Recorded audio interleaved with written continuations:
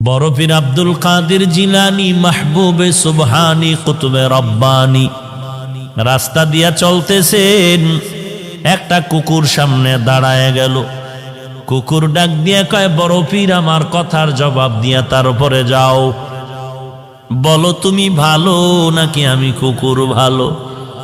বড় পীর চিন্তায় পড়ে গেলেন, যদি বলি কুকুর তুই ভালো আমি খারাপ, আল্লাহর কোরআনের আয়াতের উল্টা হবে, কারণ বনি আদম হলো শ্রেষ্ঠ। যদি বলি তুই খারাপ আমি ভালো, তো অহংকারী আসিয়া যাবে। আর যদি বলি আমি খারাপ তুই ভালো, তো কোরআনের আয়াতের উল্টা হয়ে যাবে। এখন আমি খারাপও বলতে পারি না, ভালো বলতে পারি না। ভালো বললে আমি নিজে ভালো বললে অহংকারী হবে, আমি নিজে খারাপ বললে তুই কুকুর ভালো বললে কোরআনের আয়াতের উল্টা হবে। আল্লাহর ওলি বান্দা মোরাকাবায় ঢুকলেন, আল্লাহ জবাব দিয়া দিলেন।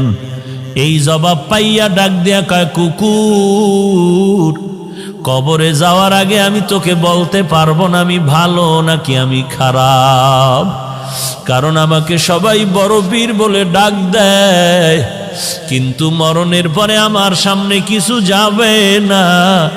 আমার 3টা পাতলা কাপড় আমার আসল বিছানা হবে। ওই অন্ধকার কবর 3.5 হাত মাটির ঘর হবে। ওই কবরে যাওয়ার পরে সাথী নাই, বাতি নাই। আল্লাহ পাকের 2 জন ফেরেশতা প্রশ্ন করার জন্য আসবে। আসার পরে 1 নাম্বার প্রশ্ন, রবের পরিচয় দাও। 2 নাম্বার প্রশ্ন হবে তুমি ধর্মের পরিচয় দাও। 3 নাম্বার প্রশ্ন হবে তুমি রহমাতুল লিল আলামিনের পরিচয় দাও। যদি আল্লাহর শুকর জবাব দিতে পারি, তাহলে আমি তখন তোমাকে বলতে পারবো আমি আব্দুল কাদের জিলানী ভালো, তুই কুকুর বড় খারাপ। আর যদি ওই প্রশ্নের জবাব দিতে না পারি, তখন আমার কবর হয়ে যাবে জাহান্নামের আগুন। 1টা নয় 2টা নয়, 70 থেকে 99টা সাপ কবর ভরে যাবে। 2 পার্শ্বের মাটির চাপ। তখন আমি জবাব দিয়া বলতে পারবো, কুকুর তুই ভালো, আমি মানুষেও ভালো হতে পারলাম না, কারণ আমার কবরের মধ্যে আগুন জ্বলে, আমার আযাব হচ্ছে, তোর কোনো আযাব নাই। আমি কবরে যাওয়ার আগে তোকে জবাব দিতে। জিলানী ডাক দিয়া কয়, ও দুনিয়ার মানুষ, মরণের আগে কবরে গিয়া নাজাত না পাওয়ার আগ পর্যন্ত নিজেকে ভালো মনে করার উপায় নাই। আমারে মাওলানা না বললে মনে কষ্ট পাই, আমারে আন্তর্জাতিক মুফাসসির না বললে কষ্ট পাই, আমাকে হাজী সাহেব না বললে কষ্ট পাই, আমাকে খতিব সাহেব না বললে বড় কষ্ট পাই। আমি প্রিন্সিপাল, আমি মুফতি সাহেব, আমি মুহাদ্দিস, এটা দাবি করে কত গর্ববোধ করি, কত অহংকার। কিন্তু কবরে গিয়া যদি নাজাত না পাই, আমার মাওলানাগিরি মুফতিগিরি টাইটেলে আমার কোনো কাজ আসবে না। আর আমার টাইটেল লাগবে না যদি কবরে গিয়া আমলের কারণে আল্লাহ মাফ করে দেয়। আমি মাওলানা হওয়ারও দরকার নাই, মুফাসসির মুহাদ্দিস হওয়ারও দরকার নাই। আমার মতো ভালো জমিনে দুনিয়ায় আর কেউ হতে পারবে না। এরে নবীর উম্মতের দল, দিল্লি শাহী জামে মসজিদের মধ্যে খতিব হলেন শাহ ওলিউল্লাহ মুহাদ্দিসে দেহলভী রহমাতুল্লাহ আলাই। জুমার নামাজের খুতবায় যখন দাঁড়ায়, রুমাল দিয়া চেহারাটা ঢাকিয়া দাঁড়ায়। একজন দাঁড়ায় বলে, হযরত আপনি চেহারা ঢাকিয়া খুতবা পড়েন, কারণটা কি? আল্লাহর ওলি বলে, বাবা আগামী জুমায় তুমি জবাব নিতে আসবা। আগামী জুমায় যখন আসলো, বলে আমার কাছে দাঁড়াও। আল্লাহর ওলি শাহ ওলিউল্লাহ মুহাদ্দিস তার রুমালটা ওই প্রশ্নকারীর মাথায় দিলেন। প্রশ্নকারী একটা চিৎকার দিয়া বেহুশ হয়ে জমিনে পড়ে গেল। হুশে আসার পরে বলে, বাবা রুমালটা মাথায় দেওয়ার কারণে তুমি চিৎকার দিলা কেন? ওই লোকটা বলে, আল্লাহর কসম, আপনার রুমাল আমার মাথায় দেওয়ার পর দিল্লির বিশাল শহরে তাকায়া দেখলাম লক্ষ লক্ষ মানুষের মধ্যে কোনো মানুষ নাই। মাঝে মাঝে 2-1টা মানুষ দেখা যায়, আর বেশিরভাগ দেখা যায় কুকুর আর বানরের সুরাতে। गर्भ सूरत आदमी इंसाबुदे अहमदबू जहलो हामिक साबुदे आदमीरा आदमीयत लाजिमस्त औदेरा गर्बुना बाशुद ही जमास्त। গোটা দুনিয়াটা শাসন করেছেন দুইজন, শোষণ করেছে দুইজন। একজন শাসনকর্তা সুলাইমান পয়গম্বর, আর একজন শাসন করেছিলেন বাদশাহ যুলকারনাইন।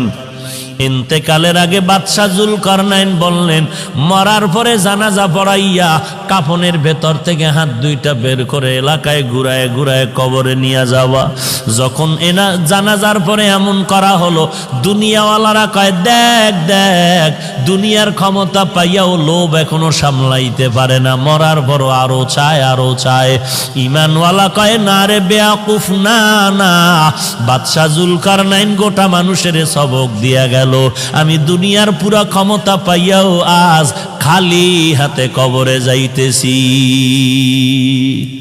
এরে নবীর উম্মতের দল, কিসের মাস্তানি আর কিসের বাহাদুরি করো? তোমার আপন ছেলে যার জন্য তোমার ঘাম নষ্ট করে কামাই রুজি করে বাড়ি গাড়ি করো, ওই ছেলেটা তোমার গুনার ভাগ নিবে না, ওই মেয়েটা তোমার গুনার ভাগ নিবে না, তোমার মা তোমার আপন গুনার ভাগ নিবে না। দুনিয়াতে যদি মামলায় পড়ে যাও, বিপদে পড়লে দেখছনি মা বাবায় বলে এই সন্তান আমি চাই না। একটু বিপদে পড়লে মা সন্তানেরে ভুলিয়া যায়, আবার সন্তান মা বাবারে ভুলিয়া যায়, স্বার্থের ভরি টানে ভরিয়া। অতএব তুমি কার পিছনে দৌড়াও, সব বাদ দিয়া তুমি আমার মাওলার সাথে যোগাযোগ লাগায়া দাও।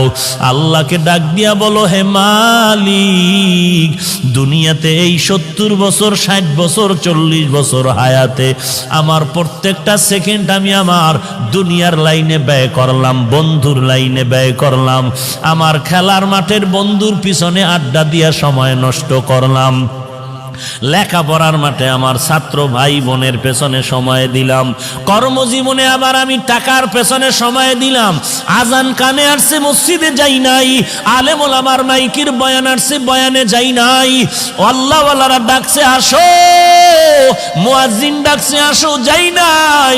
ও আল্লাহ, সব জিন্দেগি বরবাদ করে ফেললাম।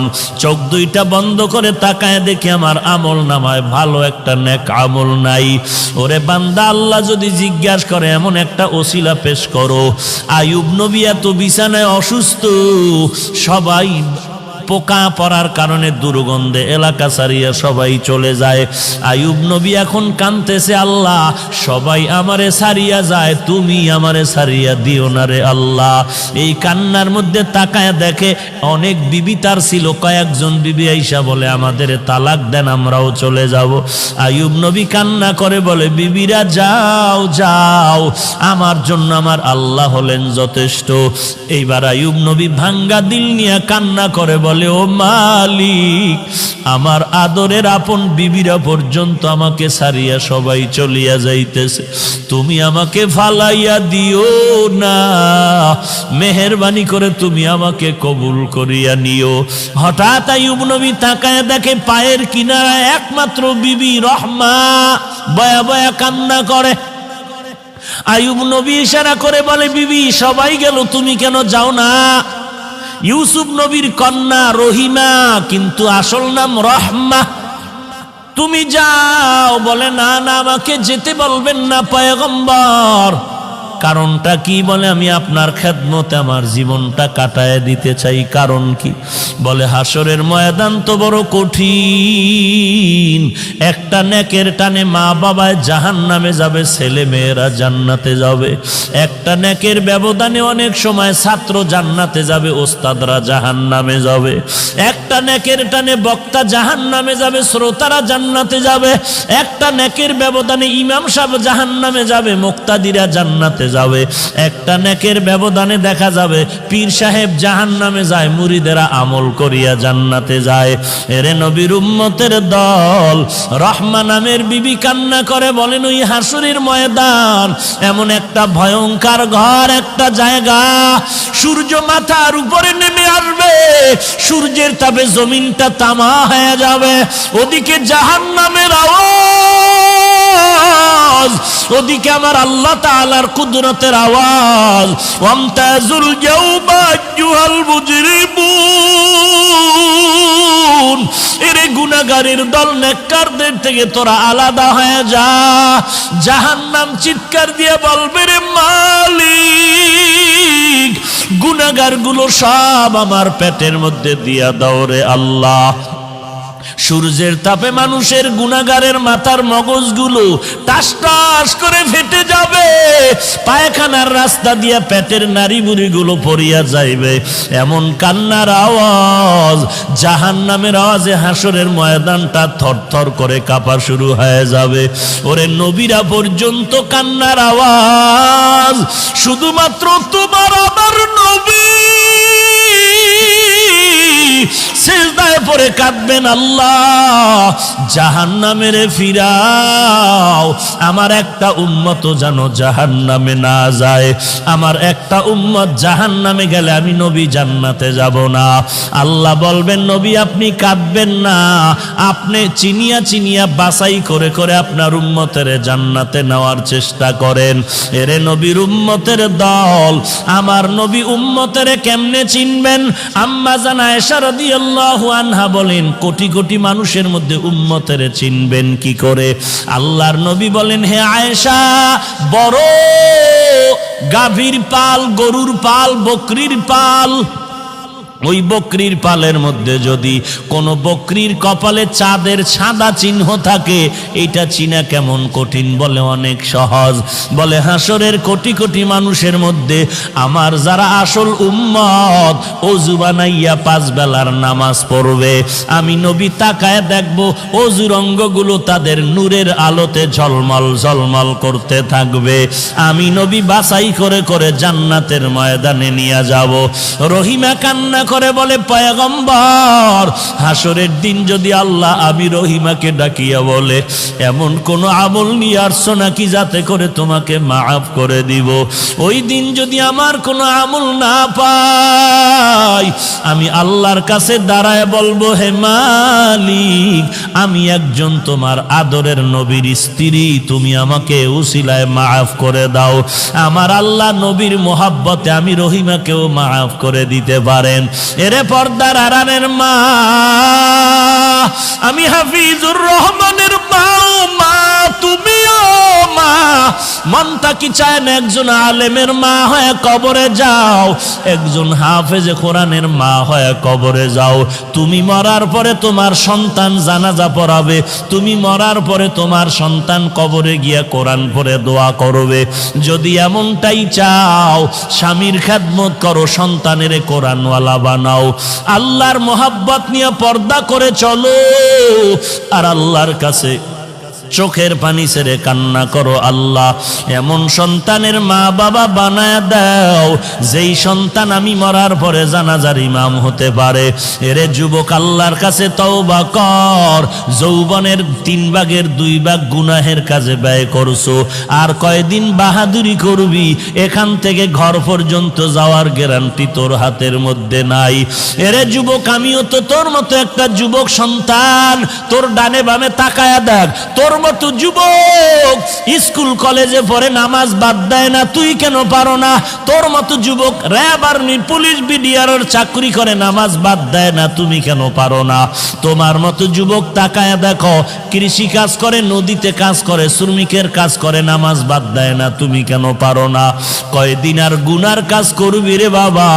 জাহান্নামের আগুন কি সহ্য করতে পারবি? আল্লাহর কোরআনটাকে তুই কি মিথ্যা মনে করেছো? নবীর হাদিস কি মিথ্যা মনে করেছ? আল্লাহর কোরআনের আওয়াজ এক জাররা পরিমাণ গুনাহ নিয়ে যদি কবরে যাও, ওই কবরের দুই পার্শ্বের মাটির চাপ পাজরের হাড় চুরমার হয়ে যাবে, সহ্য করতে পারবি না রে আল্লাহর বান্দা। তওবা কর, আল্লাহর কাছে কান্না কর, ও আল্লাহ জীবনে আর কোনোদিন নামাজ ছাড়বো না, বেপরদায় চলবো না, আর কোনোদিন মা বাবার সাথে বেয়াদবি করব না, আলেম ওলামাদের সাথে বেয়াদবি করব না, আর কোনোদিন দেশের বিরুদ্ধে জাতির বিরুদ্ধে ষড়যন্ত্র করব না, সহিভাবে কোরআন পড়ে নামাজ পড়ব, নবীর তরিকায় চলবো। ওয়াইলুল লিকুল্লি হুমাযাতিল লুমাযাহ, যারা মানুষের পেছনে পেছনে দোষ বলে বা মানুষের নামে বানায় বানায় অপবাদ দেয়, ওয়াইল নামক জাহান্নাম। ওয়াইলু ইয়াউমাইযিল লিল মুকাদ্দিবিন, যারা মিথ্যা কথা বলে তাদের জন্য ওয়াইল নামক জাহান্নাম। ওয়াইলুল লিল মুতাফফিফিন, যারা ব্যবসা করতে গিয়া মাপে ভেজাল দেয়, কাস্টমারের ঠকায়, এদের জন্য ওয়াইল নামক জাহান্নাম। ওয়াইল মারাত্মক এক জাহান্নাম। অথচ আবার ব্যবসায়ীদের জন্য সুসংবাদও আছে। রহমতের নবী বলেন, তাজিরুস সুদুকুল আমিন মা'আন নাবিয়্যিন ওয়াস সিদ্দিকিন ওয়াশ শুহাদা। রহমতের নবী বলেন, ব্যবসা করতে গিয়া যারা সততার সাথে করবা, কাস্টমারের কখনো মিথ্যা বলবা না, ধোঁকা দিবা না, আমি নবী ওয়াদা করলাম আমার সাথে তোমার জান্নাত হবে। আর যারা দোকানে লেখছে বিক্রি করা মাল ফেরত নেওয়া হয় না, এরা ধোকাবাজ। এরা কি বাজ? ধোকাবাজ। এরা সঠিক ব্যবসায়ী না, রসুলের সুসংবাদ প্রাপ্ত ব্যবসায়ী না। আল্লাহ হেদায়েত দান করুন।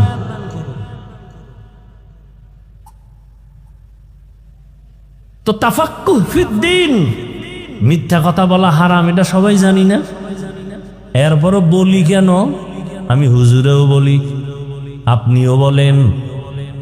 টাকা পাইবে একজনে আমার কাছে, আমি ঘরের মধ্যে মোবাইল কানের মধ্যে লাগায় হঠাৎ করে ধরি না পাওনাদারের যে টাকা পাবে ওর ফোন ধরি না, ফট করে একটা অচেনা নাম্বার দিয়ে দিছে, রিসিভ করে ফেলছে। আরে কই আপনি? ঘরে বই আমি জমিনেই নেই। একদিন পেশায় ধইরা ফেললাম, কিরে তুই ঘরের মধ্যে ছিলি, মিথ্যা কথা বললি কেন? জমি নেই নাই। আসলে মিথ্যা বলি নাই, আমি খাটের উপরে বসা আছিলাম।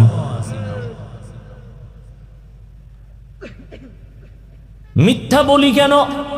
জানি মিথ্যা বলা মহাপাপ। ইয়াকুম ওয়াল কিযব ফাইন্নাল কিযবা ইয়াহদি ইলাল ফুজুর ওয়া ইন্নাল ফুজুরা ইয়াহদি ইলান নার। মিথ্যা মানুষকে চূড়ান্ত জাহান্নামের দিকে নিয়ে যাবে। জানি, তার বড় বলি কেন?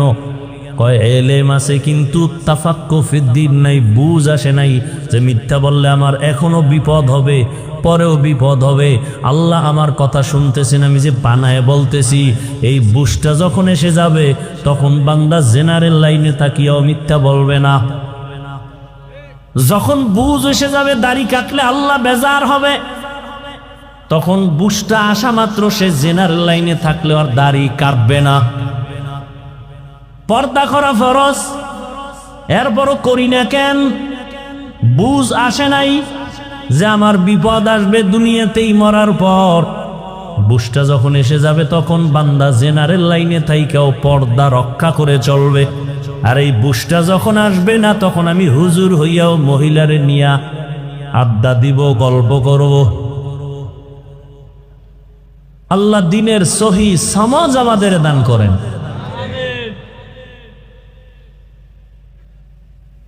এবার আসেন, আর রহমান আল্লামাল কুরআন খালাকাল ইনসান আল্লামাহুল বায়ান।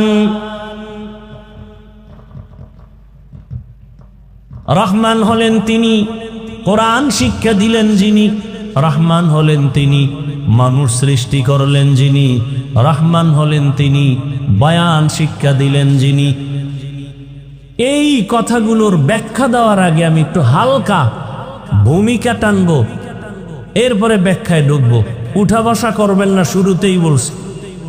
আমি আপনাদের কাছের মানুষ, আপন মানুষ, এই মনে করে মাহফিলের বরকত নষ্ট করবেন না। এখানে কাউকে জোর করে বসানো হয় নাই, আল্লাহ দয়া করে বসাইছেন। আপনার কপাল এত খারাপ কেন? আসলে কপাল খারাপ হইলে ফিরায় কে? যদি কপাল পুরিয়াই যায় তা হাফিজুর রহমান কেন আর মক্কা মদিনার ইমাম কেন? স্বয়ং রসুলও যদি বয়ান করে ওর কপাল খোলেন। রহমতের নবী যাকে দেখলেই জাহান্নামের আগুন হারাম,